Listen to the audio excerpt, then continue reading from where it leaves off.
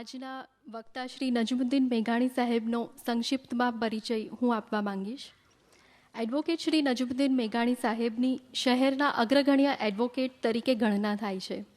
તેમની કાર્યકુશળતાને કારણે જ વ્યવસાયિક ક્ષેત્રે સફળતા મેળવી છે. કાયદા વિશેની સમજ, સામાન્ય જનતાને સરળ ભાષામાં સમજાવવાની કુનેહપૂર્વકની આવડતને કારણે જ તેઓ લોકપ્રિય પણ બન્યા છે. તેમના જીવનનો એક મંત્ર, ભવિષ્ય માટેનું એક વિઝન કેળવવું અને તેને પામવા સતત પ્રયત્નશીલ રહેવું. અને તેથી જ તેમના જીવનની સ્ટ્રગલથી સક્સેસ સુધીનો સફર અનુભવનો એક ટ્રેઝર છે. અને તેમના આ જ અનુભવ તેમને વિષય નિષ્ણાંત વક્તા બનાવ્યા છે. નમસ્કાર, ગુડ મોર્નિંગ. આપણે સૌ માનવ સહજ એક સ્વભાવ હોય છે કે નવી વસ્તુ બધાને ખૂબ ગમે, નવું જાણવાનું હોય. જૂના મોડલનો મોબાઈલ હોય તો નવું મોડલ આવે તો નવો મોબાઈલ જોઈએ. જૂના મોડલની કાર હોય અને નવું મોડલ આવે ત્યારે નવા મોડલની કાર માટે આગ્રહી હોય. આમ નવી વસ્તુ માટે હંમેશા આપણું આકર્ષણ હોય છે. ફક્ત જમીનની બાબતમાં એવું છે કે એને કહેવામાં આવે કે આ નવી શરતની જમીન છે તો એમાં અપવાદ છે કે ભાઈ નવી શરતને બાજુ પર મૂક, આપણી જૂની છે તે સારી છે. એટલે એ અપવાદરૂપ વસ્તુ છે, તેના અનુસંધાનમાં આજે આપણે જાણકારી મેળવવાની કોશિશ કરીએ. આ જે પ્રેઝન્ટેશન રજૂ કર્યું છે તે કોઈ ટેકનિકલ ગ્રાઉન્ડ પર રજૂ નથી કર્યું, પણ સામાન્ય વ્યક્તિને પણ સમજી શકાય અને બહુ ટેકનિકલ વર્ડનો ઉપયોગ કર્યા વગર, કાયદાની પરિભાષાઓને વધારે મહત્ત્વ આપ્યા વગર જેનો સારાંશ છે અથવા તો જે જાણવાનું જરૂરી છે તેને પ્રાધાન્ય આપ્યું છે, તેને ફોકસ કર્યું છે. અને એટલે બહુ ટેકનિકલ શબ્દોનો પ્રયોગ કર્યા વગર આ પ્રેઝન્ટેશન રજૂ કર્યું છે. જે લોકો કાયદાથી જાણકાર છે તેઓને કદાચ આ પ્રેઝન્ટેશનમાં આ કાયદાકીય શબ્દોનો અભાવ જણાશે, પરંતુ રેનબો પબ્લિકેશનના અમિતભાઈ કેસવાણીની એવી સૂચના હતી કે આપણે જે આ સમારંભ રાખીએ છીએ, જે સંસ્થાનો હેતુ છે તે સામાન્ય વ્યક્તિને સમજણ આપવાનો છે, નહીં કે જે બહુ કાયદાના જાણકાર અને અનુભવી છે તેને ટ્રેનિંગ આપવાનો. એટલે સામાન્ય પ્રજાને જે સમજી શકાય તેવી ભાષામાં આ પ્રેઝન્ટેશન રજૂ કરવું. તો આજના મુખ્ય 3 વિષય છે: નવી શરત, 73AA અને NA.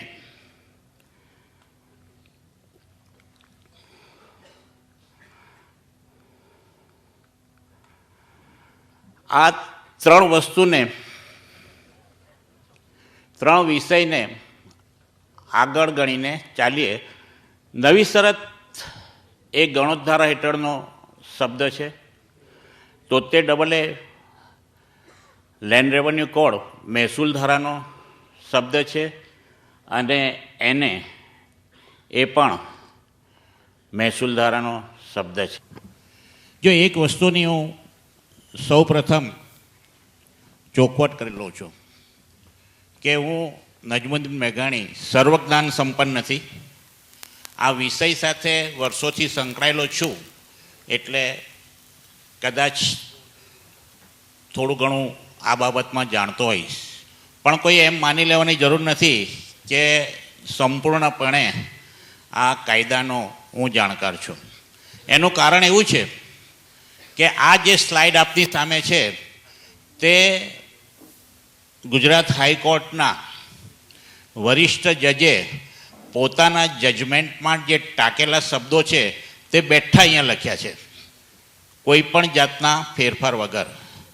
તમે એ શબ્દ વાંચશો તો તમને ખ્યાલ આવશે કે જ્યારે નામદાર હાઈકોર્ટના જજ પણ ગણોતધારા અને મહેસૂલ ધારા માટે પોતાનું જે મંતવ્ય છે તે આવું ધરાવે છે કે tenancy act is has been remarked by member of learned judges a difficult act to construe. It shows trace of hasty draftsmanship.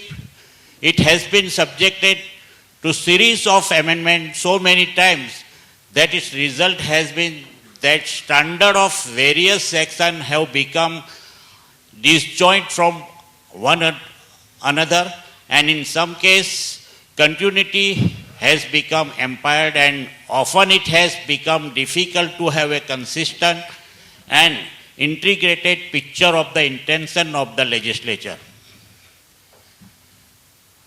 આ બહુ ટેકનિકલ બધા શબ્દો છે, એને સરળ ગુજરાતીમાં જોવાની કોશિશ કરીએ. ગણોત અધિનિયમ જે રીતે સંખ્યાબંધ વિદ્વાન જજ સાહેબો દ્વારા નોંધવામાં આવ્યું છે તે મુજબ અર્થઘટન કરવા માટે એક મુશ્કેલ અધિનિયમ છે. ગણોત ધારો 1936માં પહેલવાલો અમલમાં આવ્યો, ત્યાર પછી 1948માં સુધારા વધારા સાથે આવ્યો. 1956માં જે ગણોત ધારો અમલમાં આવ્યો તે આજની તારીખે આપણે એનો અમલ કરી રહ્યા છે. 1956માં એક બહુ મહત્ત્વનું ઝુંબેશ થઈ ખેડે તેની જમીન, અને એ ખેડે તેની જમીનને ધ્યાનમાં રાખીને જે 1956માં સુધારા આવ્યા તેના આધારે અને ત્યારથી આજ સુધી અસંખ્ય એમેન્ડમેન્ટ થયા, પણ આજની તારીખમાં પણ ગણોત ધારાને સંપૂર્ણ રીતે જાણવો નામદાર હાઈકોર્ટના જજ માટે પણ ઘણીવાર ખૂબ ડિફિકલ્ટ હોય છે. અને એટલે જ આ હાઈકોર્ટના જજ દ્વારા એમના જજમેન્ટમાં લખેલા શબ્દો છે કે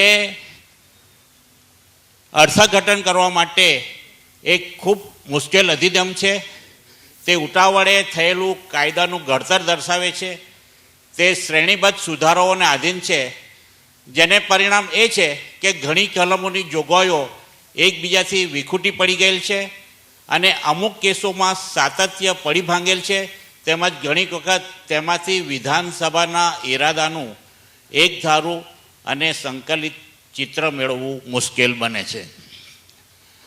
જે કાયદા માટે હાઈકોર્ટના જજે આવા શબ્દ વાપર્યા હોય તે કાયદા માટે આપ સૌ સજ્જનો અને સન્નારીઓ 1 કલાકમાં મારી પાસે અપેક્ષા રાખો છો કે આ કાયદાની હું તમને સમજણ આપું.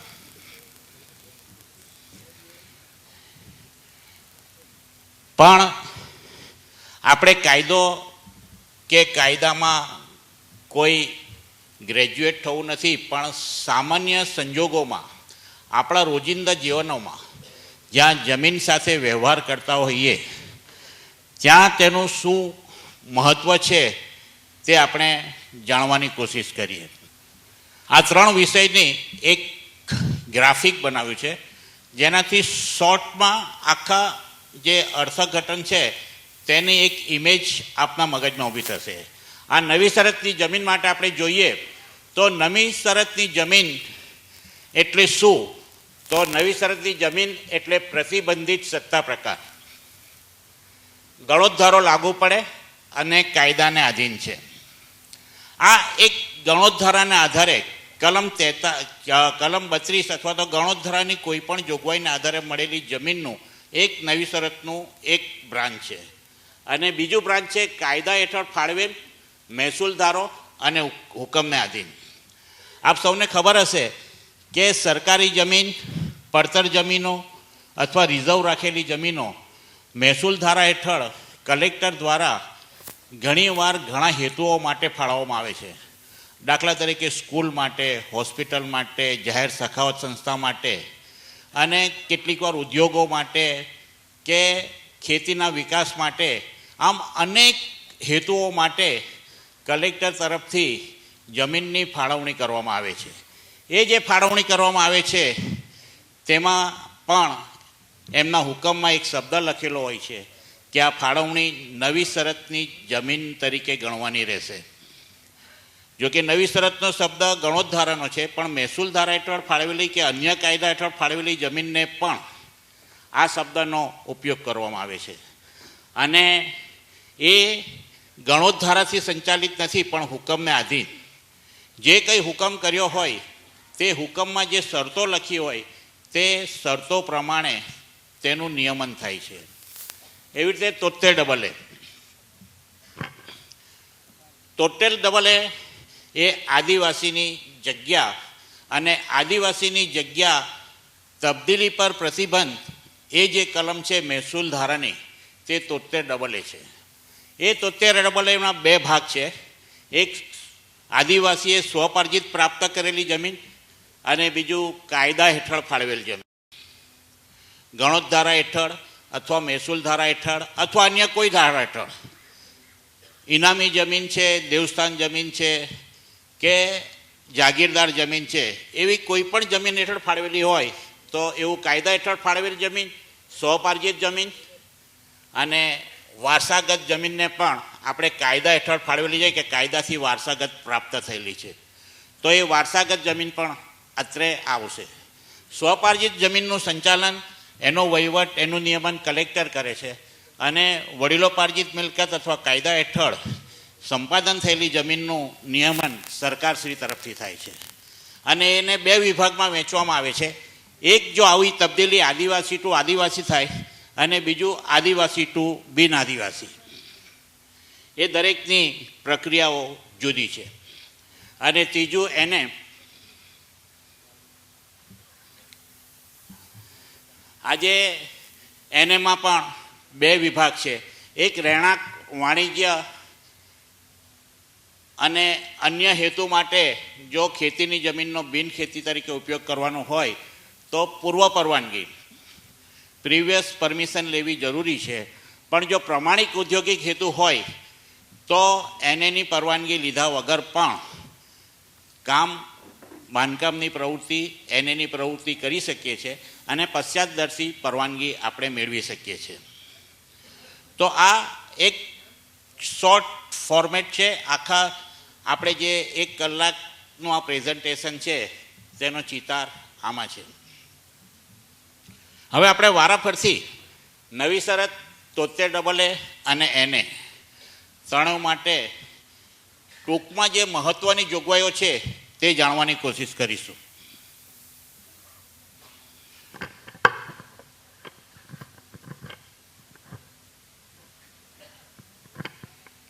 નવી શરતની જમીન કોને કહેવાય અથવા કઈ જમીનને નવી શરતની જમીન ગણાય? તો ગણોત ધારાની કલમ 43 આધીન જે જમીનો છે તે નવી શરતની જમીન ગણાય. અને 43 આધીન કઈ જમીનો છે? તો પહેલાં તો જે રક્ષિત ગણોતિયાને પ્રાપ્ત થયેલી છે,